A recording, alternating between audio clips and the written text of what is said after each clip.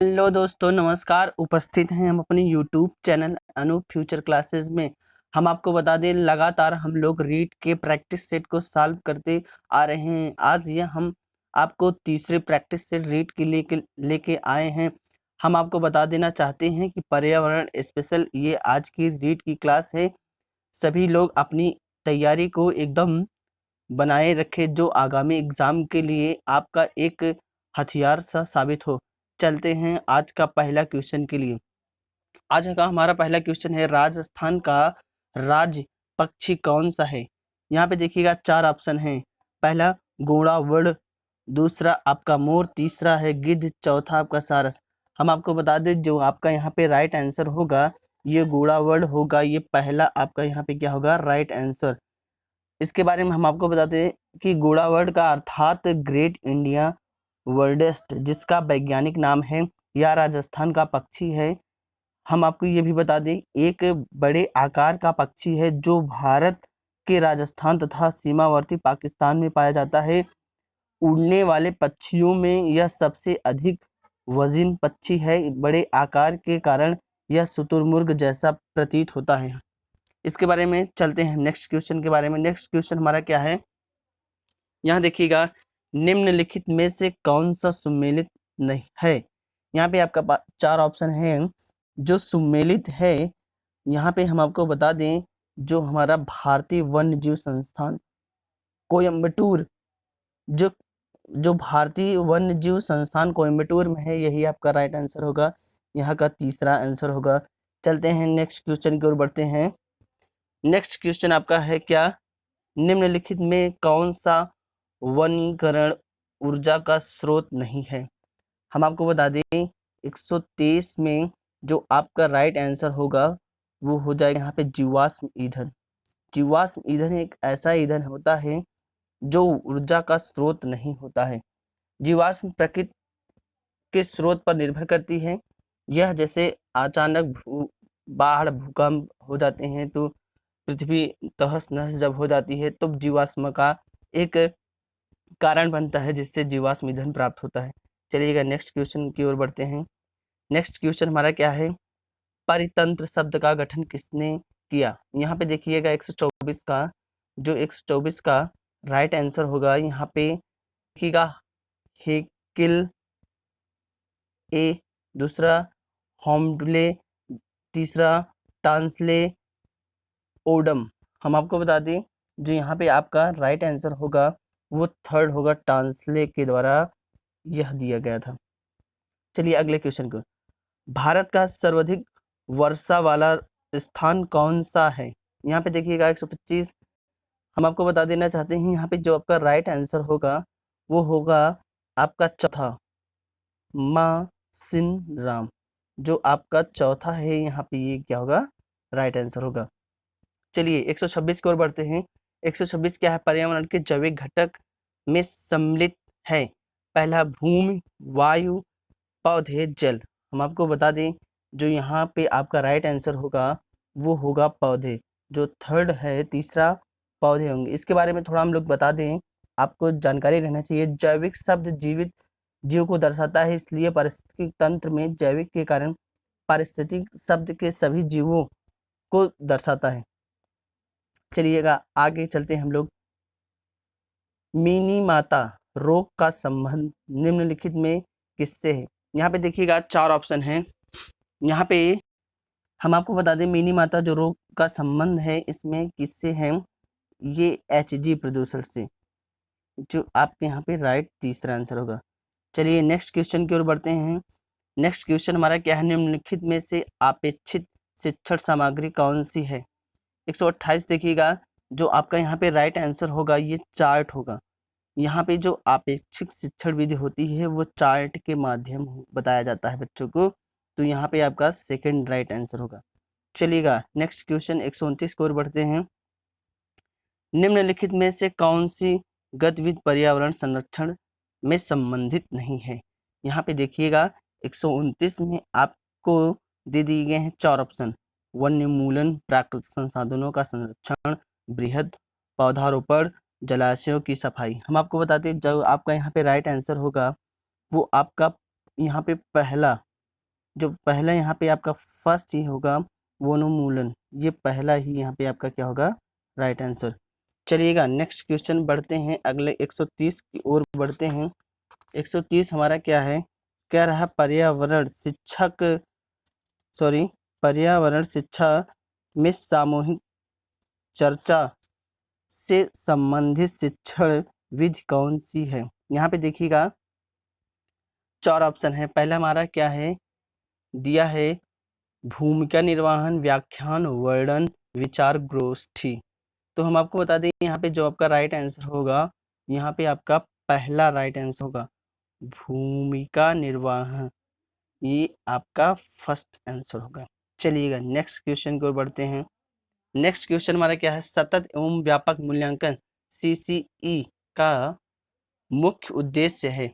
हम आपको बता दें 131 जो आपके यहाँ पे राइट आंसर होगा वो सतत विद्यालय के लिए विद्यालयों में उपस्थित के समय बालक के प्रत्येक पहलू का मूल्यांकन करना, यही आपका यहाँ पे राइट आंसर होगा।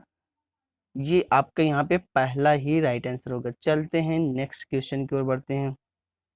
ये सारे एग्जाम में पूछे गए हैं, अगर आप थोड़ा भी एक बार देख लेंगे तो ये आपके आने वाले एग्जाम में भी आ सकते हैं, तो आप इसे जरूर देखिएगा, नहीं तो इस एग्जाम में आ भी सकते हैं। अगर छूट जाएगा तो आप सारे क्वेश्चन गलत भी हो सकते हैं। चलिएगा 132 की ओर बढ़ते हैं।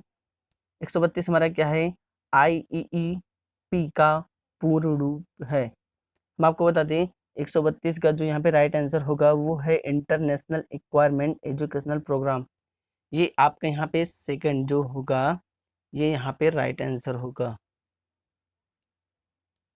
चलिएगा नेक्स्ट क्वेश्चन और बढ़ते हैं 133 की ओर। पर्यावरण अध्ययन शिक्षण के दौरान विद्यार्थियों की शैक्षिक उपलब्धियों को देखने के लिए निम्नलिखित में से किस आकलन सूचक का प्रयोग नहीं किया जाना चाहिए। हम आपको बता दें यहाँ पे आपका 133 में 4 ऑप्शन दिए गए हैं। जो आपका उपचारात्मक शिक्षण करना होता है यही अवलोकन नहीं करना चाहिए, प्रयोग करने चाहिए, चर्चा करने चाहिए, अवलोकन करना चाहिए, लेकिन उपचारात्मक नहीं करना चाहिए। चलिएगा 134 की ओर बढ़ते हैं। 134 नंबर का क्वेश्चन हमारा क्या है, निम्नलिखित में से कौन सी विशेषता अच्छे शिक्षण का नहीं है। यहाँ पे देखिएगा 4 ऑप्शन है 134 का, जो यहाँ पे आपका राइट आंसर होगा अच्छे शिक्षण मूल्य आधारित होते हैं। तो हम आपको बता दें जो यहाँ पे आपका थर्ड होगा वहीं पे राइट आंसर होगा, तीसरा यहाँ का एग्जैक्ट होगा। चलिएगा अगले क्वेश्चन की ओर बढ़ते हैं 135 की ओर। निम्नलिखित में से कौन सा मूल्य विकल्प पर्यावरण अध्ययन की विषय वस्तु में सुमेलित नहीं किया जाता है। 135 देखिएगा यहाँ पे 4 ऑप्शन है, वन संरक्षण, राजनीतिक संरक्षण, जल संरक्षण, मृदा संरक्षण। हम आपको बता दें जो यहाँ पे आपका राइट आंसर होगा वो आपका 135 का होगा दूसरा क्या है, राजनीतिक संरक्षण से इसे नहीं जोड़ा जाता है, तो इसके लिए 135 का आपका यहाँ पे सेकेंड आंसर होगा। चलिएगा 136 की ओर बढ़ते हैं। 136 का क्वेश्चन हमारा क्या है, निम्नलिखित में से कौन सा नियम अधिगम के प्रयास व त्रुटि सिद्धांत में संबंधित है, नहीं है। 136 हम आपको बता दें 136 का जो होता है पुनर्वलन का नियम, यहाँ पे जो आपका पुनर्वलन का नियम होता है पहला, यहीं पे आपका क्या होगा राइट आंसर होगा। चलिएगा नेक्स्ट क्वेश्चन की ओर बढ़ते हैं। देखिएगा 137 क्या है, भारत में बाल श्रम को प्रतिबंधित करने के लिए बाल श्रम निषेध एवं विनियम अधिनियम किस वर्ष पारित किया गया है। यहाँ पे देखिएगा 137 के यहाँ पे 4 ऑप्शन हैं। देखिएगा वर्ष 1938, वर्ष 1988, वर्ष 1986, वर्ष 2007। हम आपको बता दें जो यहाँ पे आपका राइट आंसर होगा वर्ष 1986, यहाँ पे तीसरा सही है। बाल श्रम क्या होता है, जिसमें बच्चों को जबरदस्ती कार्रवाई मतलब काम कराए जाते हैं, तो जो आपका वर्ष 1986 होगा यहीं पे आपका क्या होगा राइट आंसर होगा। चलिएगा बढ़ते हैं 138 की ओर। देखिएगा भारत में लड़कियों व लड़कों के विवाह की न्यूनतम कानूनी आयु क्या है। यहाँ पे देखिएगा जो भारत वर्ष में बच्चों और बच्चियों की एक शादी का उम्र जो होना चाहिए उसका एक रेशियो का क्या होता है। यहाँ पे देखिएगा 4 ऑप्शन है। पहला क्या है 16 वर्ष एवं 18 वर्ष, दूसरा क्या है 18 वर्ष एवं 20 वर्ष, तीसरा क्या है 18 वर्ष एवं 18 वर्ष, चौथा क्या है 21 व 21। हम आपको बता दें जो आपका 138 है यहाँ पे जो आपका राइट आंसर होगा ये दूसरा है, मतलब बच्चियों का 18 वर्ष और बच्चों का 20 वर्ष, यहाँ पे जो है ये राइट आंसर है। चलिएगा अगले क्वेश्चन की ओर बढ़ते हैं। अगला क्वेश्चन हमारा क्या है, अगला क्वेश्चन 139 है, राजस्थान की वस्त नगरी का क्या नाम है। यहाँ पे देखिएगा जो राजस्थान में सबसे ज़्यादा कपड़े का उद्यान है उस नगरी का नाम क्या है। यहाँ पे 4 ऑप्शन है। पहला क्या है, यहाँ देखिएगा उदयपुर, अजमेर, सीकर, भीलवाड़ा। तो यहाँ पे जो 139 है, 139 का जो आपका राइट आंसर होगा वो भीलवाड़ा। भीलवाड़ा में सबसे ज़्यादा कपड़े का उद्योग किया जाता है, जिस नगरी भी इसको नाम से जाने जाते हैं। यहाँ देखिए 140 पे, नशीली दवाओं की तल को नियंत्रित करने हेतु आमतौर पर प्रयुक्त की जाने वाली औषधि का नाम क्या है। 140 पे यहाँ पे जो आपका राइट आंसर होगा कोकीन। जो कोकीन है यहाँ पे आपका क्या होगा, राइट आंसर होगा ये दूसरा होगा। हम आपको बता दें कोकीन एक बहुत शक्तिशाली नशीला उत्तेजक पदार्थ होता है जो सीधे मस्तिष्क को प्रभावित करता है। कोकीन मस्तिष्क को अधिक सक्रिय कर देता है जिससे कुछ समय के लिए व्यक्ति की सतर्कता और जागने की क्षमता बढ़ जाती है। यह कभी-कभी ऊर्जा के विस्फोट जैसे असाहस प्रदान करती है। ये कोकीन का सबसे बड़ा कारण होता है। चलिएगा 141 की ओर बढ़ते हैं। निम्नलिखित में कौन सा 100% खुले में शौच मुक्त ODF राज्य है। यहाँ पे देखिएगा 41 जो है 41 में आपका हम आपको बता दें जो 100% मुक्त ऐसा राज्य है शौचालय को लेकर वो आपका है केरल। यहाँ जो थर्ड है ये राइट आंसर होगा। चलिएगा नेक्स्ट क्वेश्चन की ओर बढ़ते हैं 142 की ओर। देखिएगा यहाँ पे क्या है, राजस्थान की राज्यसभा सांसदों की कुल संख्या होती है। यहाँ 142 का जो आपका राइट आंसर होगा वो यहाँ पे आपका हो जाएगा 10। सांसदों की संख्या क्या होती है, 10 होती है। चलिएगा अगले क्वेश्चन की ओर बढ़ते हैं। नायलॉन का आविष्कार किसने किया।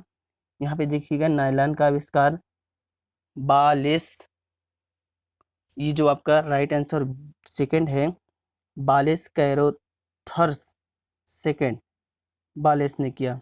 चलिएगा 144 की ओर बढ़ते हैं। 144 हमारा क्या है, निम्नलिखित में से कौन सा राजस्थान से संबंधित नहीं है। यहाँ पे देखिएगा बाढ़ेश्वर मेला, पुष्कर मेला, खिजड़ी मेला, माघ मेला। तो ये 144 का जो यहाँ पे आपका राइट आंसर होगा ये आपका क्या होगा, माघ मेला। ये देखिए माघ मेला इलाहाबाद में प्रसिद्ध होता है, तो ये राजस्थान का मेला नहीं है। चलिए 145 की ओर बढ़ते हैं।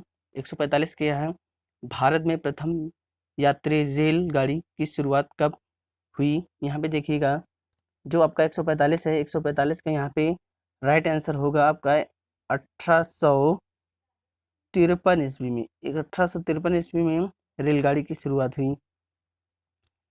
अगला 146 देखिए, पीसी कल्चर क्या है। हम आपको बता दें 146 जो पीसी कल्चर होता है मछली पालन, इसका मीन्स होता है मछली पालन करना, पीसी कल्चर। चलिए देखिए अगला 147 क्या है, झामर कोटाड़ा खदान प्रसिद्ध है। 147 देखिएगा यहाँ पे जो आपका राइट आंसर होगा वो रॉक सल्फेट, जो आपका सेकंड है यहाँ पे राइट आंसर है। चलिएगा 148 को पढ़ते हैं। निम्नलिखित में कौन सा रोग संक्रमक है। यहाँ देखिएगा 148 में जो आपका राइट आंसर होगा यहाँ पे डिप्थीरियम, ये जो आपका चौथा है ये आपका यहाँ पे राइट आंसर होगा। चलिएगा बढ़ते हैं 149 की ओर। निम्नलिखित में कौन सा प्रशिक्षण HIV से प्रत्यक्ष रूप से संबंधित है। तो जो आपका यहाँ पे राइट आंसर होगा एलिसा, ये जो आपका चौथा है ये आपका यहाँ पे राइट आंसर होगा। बढ़ते हैं लास्ट और अंतिम क्वेश्चन की ओर। भारत में पल्स पोलियो टीकाकरण कार्यक्रम का अभियान कब शुरू किया गया? तो यहाँ हम आपको बता दें 4 ऑप्शन है। पहला 1985, 2005, तीसरा 1995, चौथा 1990।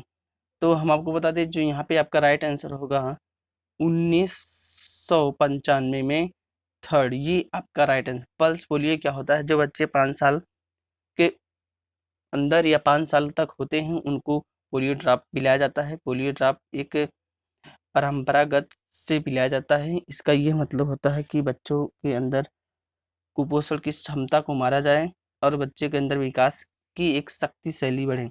अगर ये आज का मॉडल पेपर आपको अच्छा लगा हो तो आप ज़रूर अपने दोस्तों के साथ शेयर करें। बस आज के लिए इतना। Thank you. जय हिंद, जय भारत।